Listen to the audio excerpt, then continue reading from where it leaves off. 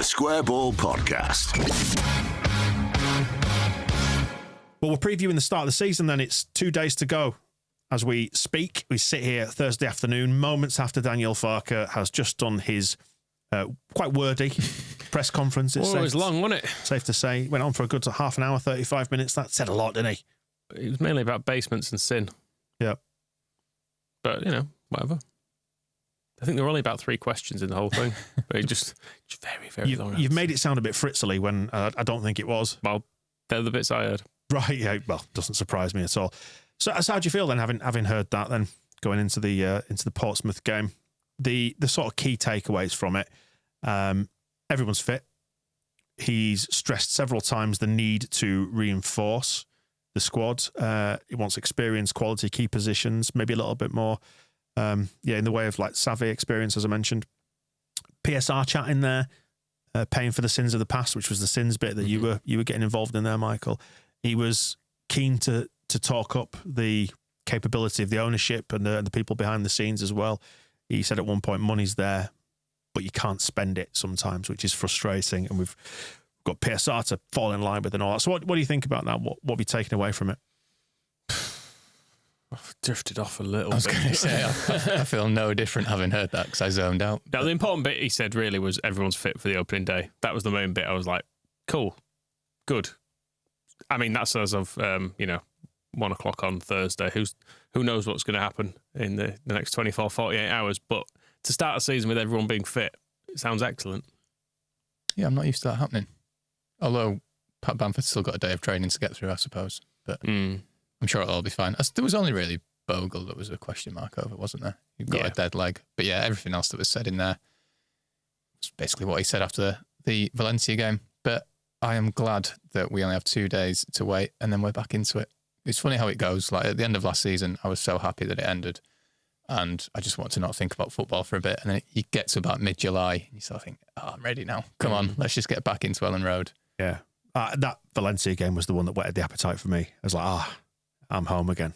Yeah. Played well as well, so it makes you think, we're going to piss this. Yeah, as we've said loads of times, and actually we've done on the members show, we've done a bit about first days and debuts and all that sort of stuff. We'll see a few actually. Like this weekend, Bogle, by the sounds of it, is going to play. One of the things that Farke said right at the start, which was about transfers, business not done yet. We will be awake, alert to opportunities until the end of August with a few positions in mind. He seems happy with what he said, like at centre-back. So are you happy with that centre-back? He spoke at length about James De Bayo. So nothing to do back there. But what, full-back, wing, number 10 maybe? Full back wing, central midfield is what he's kind of repeated for the last couple of weeks now.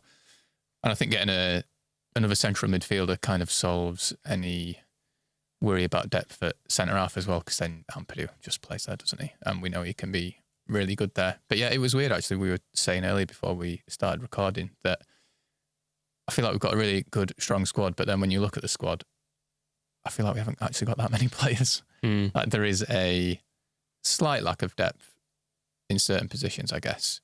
What you do think, like what was it with the squad numbers, which I know they're not properly confirmed yet. No, I was looking at a list yesterday. I think between sort of 12 and 20 or something, we basically don't really seem to. We've got Matteo Joseph's going to be 19, isn't he? But there's quite a big gap in the squad numbers there, all around the teens, and you think, surely there are some more places there. And I guess we don't fully know what Rodon is yet, do we? They've not. Have I seen a picture of his shirt yet? I'm not sure if I have. The club must be selling them, so it must exist. But I don't know. It feels like I need to see a nice squad number list. Yeah. So I can get my head around it. But yeah, I was going to say you need to know where the gaps are because you can start to imagine who you're going to put in them. But we know I think Aronson's going to be 11. Georgie, if you are to believe that video that he did, there was a suggestion in that he was going to be number 10. But I don't know if he meant like the position number 10 or the shirt number 10.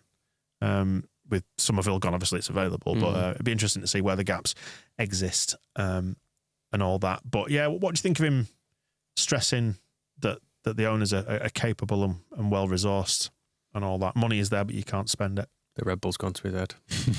Sins of the past. We're still paying for that. I suppose we are a bit.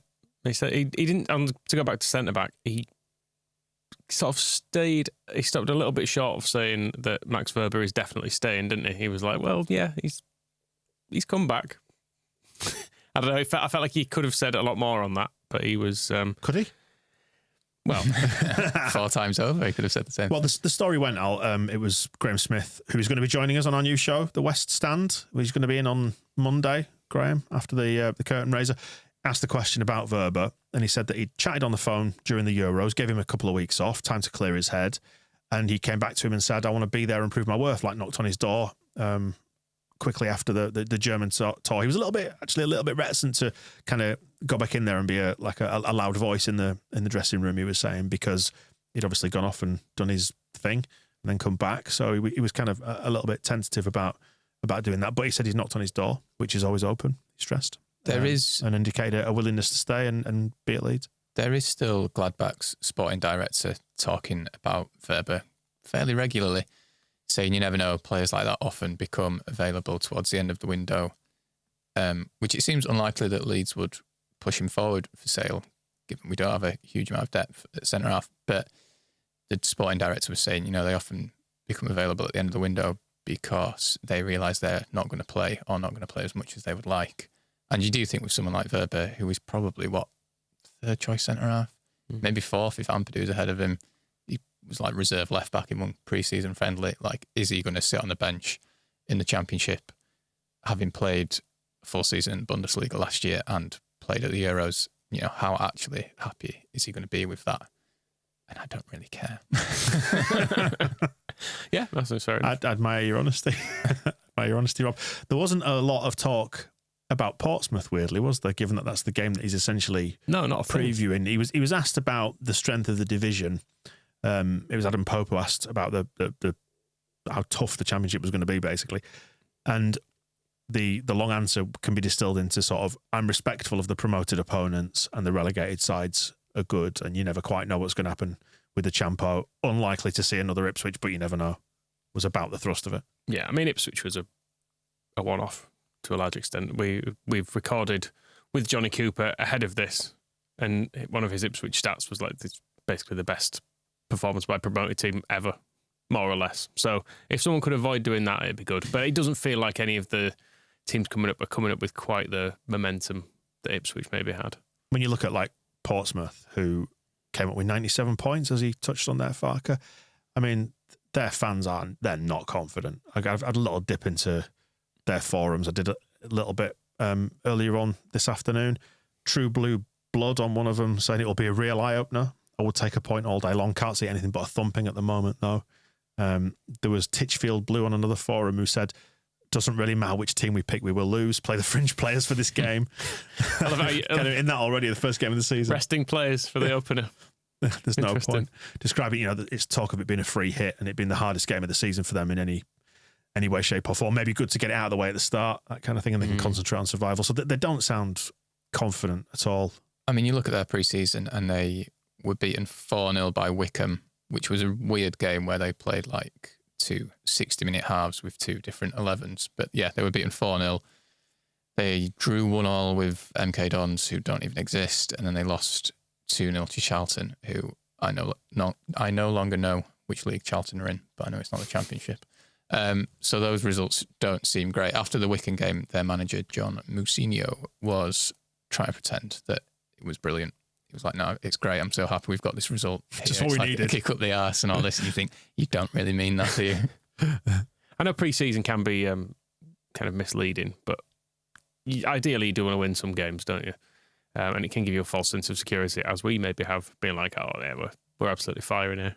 We're going to piss it. But yeah, I would rather have beaten Valencia than have lost to Wickham. But the important thing was we put in a performance. We looked ready against Valencia. Like contrast with True Blue Army, there is a thread on that forum that's called 6-0 defeat at Leeds is 50-1, which shows you where they are headed. I know like forums are not necessarily the location of much optimism at times. It tends to be a little bit sort of gallows humour, kind of bleak.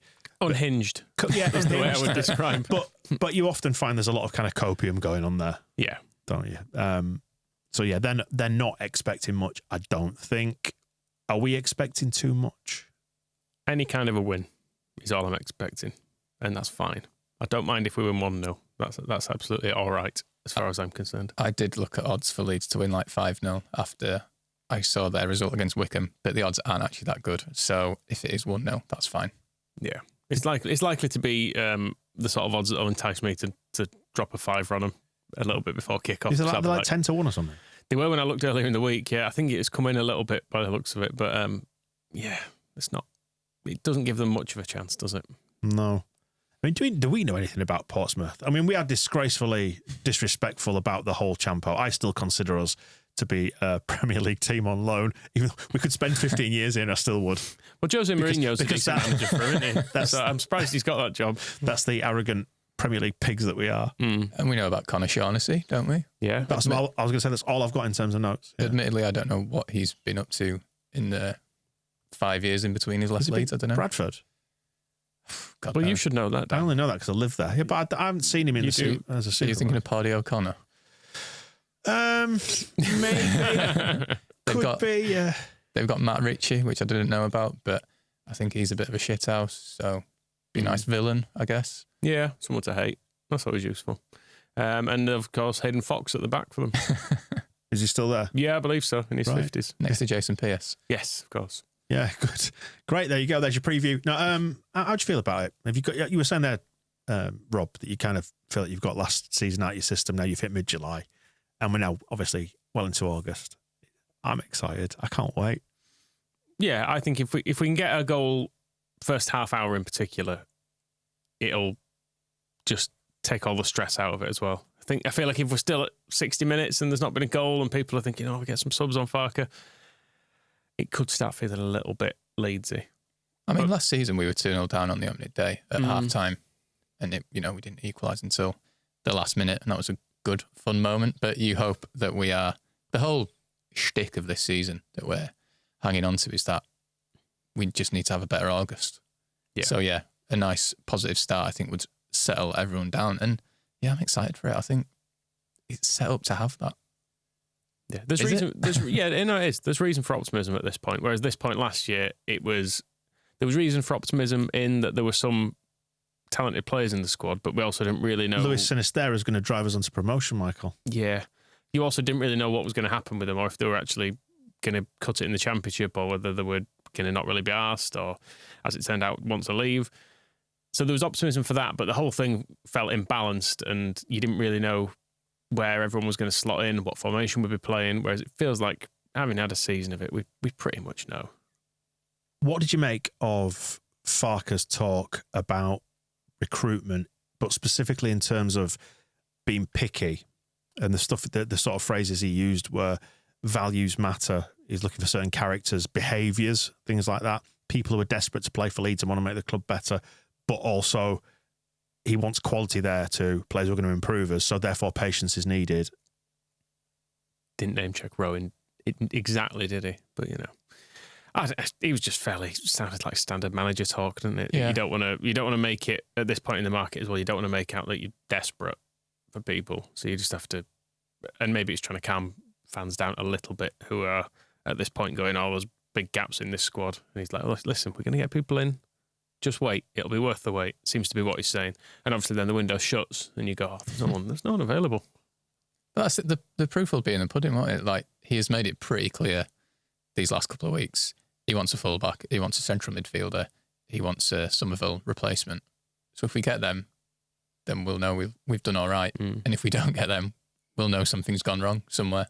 And I don't suspect that by the end of the window they will be being too picky, because he's made it clear we need depth there. I suppose there's that bit as well of when, I don't know when exactly it is, the Premier League squads are announced as well, but that always brings a second round of players into the mix, doesn't it, when there's people who are clearly not going to be involved there, so you end up with your Jed Spencers, people like that, who are being offloaded by Premier League teams. So whether or not there's a gamble to wait for one of Chelsea's 48 spare squad members to become available, for example, we'll end up with Raheem Sterling. Is that your prediction? That's my prediction. Oh, right, interesting.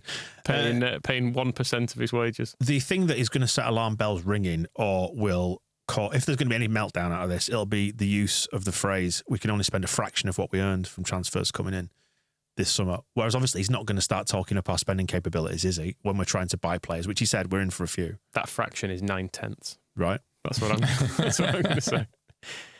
It stands to reason, though, doesn't it? Because we know we were selling people for PSR reasons, so you can't spend it all immediately, can you? Otherwise, you end up back where you started. Yeah, well, he did stress money is there, but you can't spend it.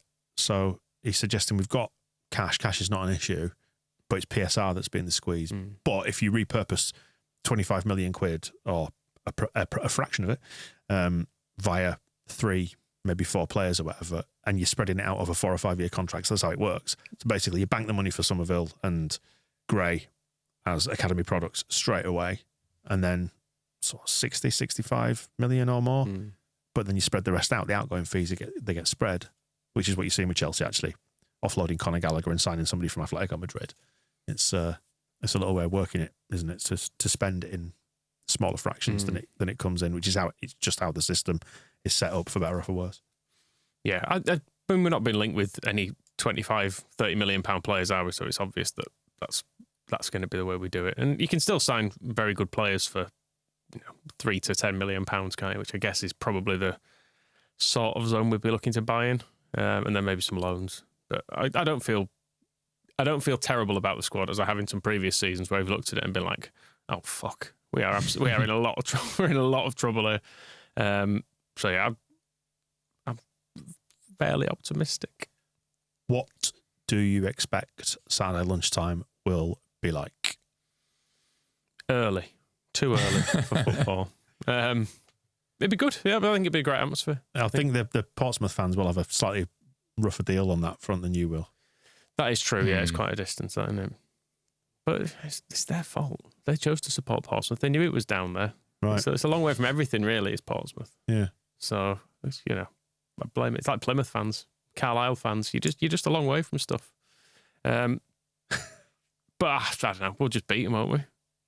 Yeah. It's my instinct. I think we will, which makes me worry that we're just setting this up for like a Conor Shaughnessy header from a corner within the opening 5 minutes, and then they just stick 11 men behind the ball for the rest of the game. I mean, that is the danger. And actually, you've just floated a scenario that I've not even thought about, which is that they score a goal like that early, and we go, shit, this isn't the script. See, I thought the opposite. I was thinking Blackburn last season, where we're kind of on top, but not doing quite enough, and then once we've stuck everyone up front, they score a goal.